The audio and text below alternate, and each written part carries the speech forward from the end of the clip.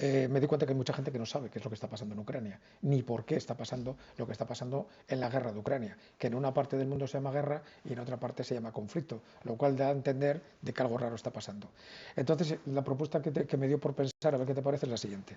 Imagínate que una persona la cogen y la llevan al Amazonas a hacer un programa de estos tipo supervivientes o Gran Hermano, en la cual va a estar un año y 4 meses sin poder tener conocimiento en absoluto de todo lo que pase en el resto del mundo, un programa pero con gente normal, o sea, con gente normal y de Gran Hermano.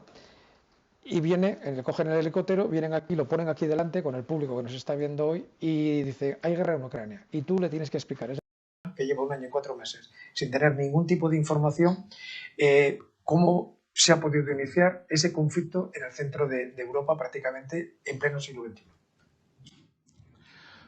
Bueno, yo quisiera primero para entender los conflictos casi siempre hay que retrotraerse a la historia, porque es la que va a justificar por qué ocurren las cosas.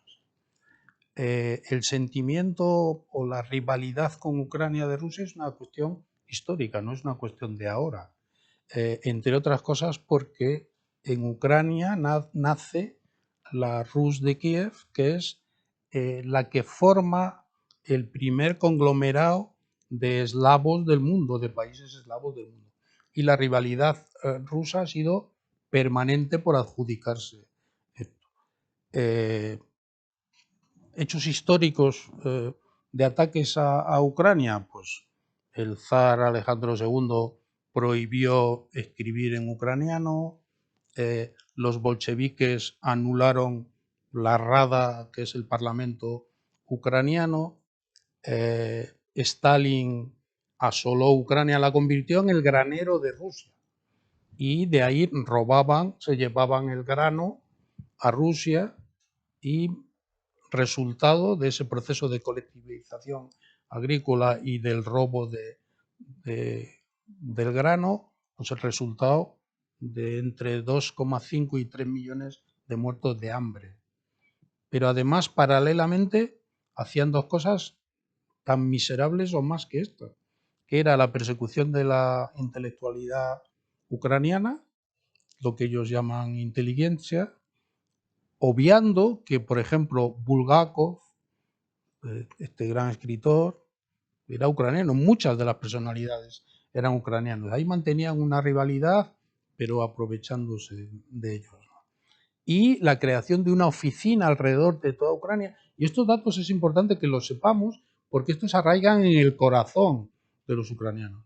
Una red de oficinas en toda Ucrania en la que los ucranianos podían comprar grano empeñando el oro y empeñando sus pertenencias. Es decir, además de matarlos de hambre, les robaba.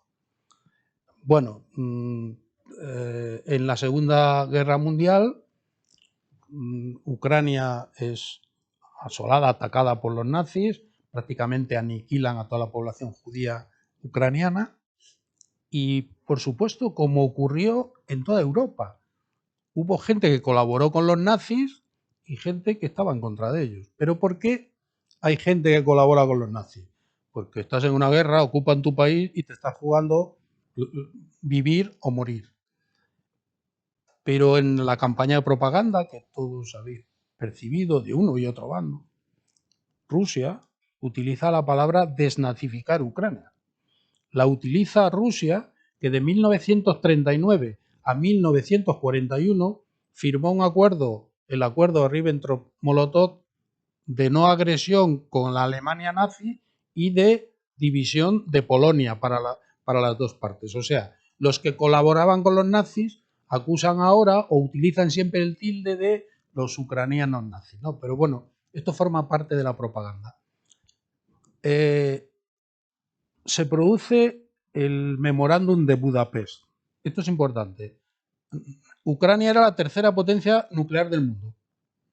Se produce el memorándum de Budapest en el que Rusia, Estados Unidos, el Reino Unido y Ucrania, los voy a repetir para que no se os olvide, Rusia, Estados Unidos, Reino Unido y Ucrania, ¿quiénes son los que están en el conflicto ahora? Pues estos cuatro firman el memorándum de Budapest por el que Ucrania cede todo su potencial nuclear a Rusia y a cambio obtiene el compromiso de Rusia, no de los otros, de Rusia, de que no será agredida y no serán violadas sus fronteras y se respetarán sus decisiones políticas. Pues en el 2013, cuando el pueblo decidió que querían adherirse a la Unión Europea, el gobierno de Yanukovych, bueno, con nocturnidad y alevosía, porque lo hace el día antes de que caduque un compromiso que tenían, el acuerdo de colaboración y libre comercio con la Unión Europea, pues no lo firma y se producen las revueltas que todos habréis leído, que es el Euromaidán, que son unas revueltas que se producen en Ucrania protestando por aquello que había incumplido el gobierno y que decía que iba a ejecutar. Se producen estas revueltas y, bueno, en febrero el 20 de febrero de 2014, el gobierno de Yanukovych, el Ministerio de Interior, ordena disparar contra la multitud y mueren entre 60 y 100 personas. Al día siguiente, Yanukovych huye de Ucrania. ¿A dónde? No se fue a Florida, se fue a Rusia. ¿A dónde iba ahí? Y se produce la caída del gobierno. Y fijaros qué curioso. Respuesta inmediata de Rusia, invade Crimea. Pero la invade con una especie de ejecución de zona gris, de ejecución híbrida, ¿no? Mando soldados sin bandera y respondo que estos no son míos. Después ya cuando están dentro y han conquistado Crimea, entonces sí son mis soldados y realizo un referéndum. Pero ya cuando lo tengo conquistado, ¿no? Y ese referéndum, pues en ese referéndum obtienen un 97% de los votos a favor. Esto es increíble. Ya no es cuestión de si uno tiene la razón o no. ¿Vosotros recordáis o podéis decirme qué referéndum se ha celebrado en el mundo en el que obtengas el 97% de votos a favor? Corea del Norte. Esto, claro, en Corea del Norte, en Venezuela, bueno, en Venezuela no son capaces, o lo que hace Rusia, ¿no? Bueno, pues todo esto va derivando y esto es marzo. En abril se inicia la guerra del Donbass. ¿Quién arma a los rebeldes prorrusos? Por Rusia. ¿Os imagináis que aquí, pues esto, si digo esto me fusilo, pero os imagináis que aquí, cuando tuvimos el problema del 1 de octubre y todo esto en Cataluña, vinieran los franceses y armaran a los catalanes? Pues eso es una injerencia clara en la política interna de un país. Bueno, pues no pasó nada. Y en el 2022 deciden y atacan a Ucrania, a pesar de que todos los expertos internacionales decían que eso no iba a ocurrir y tal. Parece que no se han leído la invasión rusa. En el 2008 habían invadido Georgia. O sea, Rusia siempre pone la bota primero y después negocia. Vale, explicado todo esto, yo os voy a decir algo que no dice nadie. ¿Por qué Ucrania? Pues porque es un objetivo de oportunidad. Es decir, si nosotros vemos el mapa, ¿qué últimos territorios hacen frontera con Rusia? El más importante, Ucrania. Rusia, desde la caída del muro de Berlín y la desmembración de la Unión Soviética, cayó internacionalmente en la irrelevancia. No era nadie. ¿Qué ha hecho Putin? Pues reconstruir una nueva Rusia. Y cuando ha sentido que tenía la fuerza suficiente, yo creo que Crimea era una prueba de cómo iba a reaccionar Occidente. ¿Qué hizo Occidente? Pues sí, muchas declaraciones, nada. Pues ya estamos en Crimea y Crimea es nuestra. Fue una prueba en el 2022 que ataca el país que hace frontera, que para ellos es muy importante, y al final es un objetivo de oportunidad en el que Putin lo que hace es pegar un puñetazo encima de la mesa y decir, se acabó. Ha nacido el nuevo zar de todas las Rusias y yo voy a ser el que va a llevar a Rusia a la posición en la que estaba antes. Básicamente por esto se inicia una guerra. ¿Qué culpa tiene? Yo lo defiendo en donde me entreviste. Los ucranianos lo que querían era tener un futuro como nosotros. O sea, ni Polonia, ni los países bálticos, ni ninguno de los países que se ha adherido a la OTAN lo ha hecho por la fuerza. ¿Por qué huyen de Rusia? Es decir, al final hay una diferencia que yo creo que está clara. La gente no huye a Cuba, huye de Cuba. La gente no huye a Venezuela, huye de Venezuela. Y la gente no huye a Rusia, huye de Rusia. Entonces, ¿por qué todos los que eran sus socios deciden que no quieren ser ya sus socios? Pues porque en este lado habrán visto que la vida de sus hijos, de sus nietos, va a ser mejor.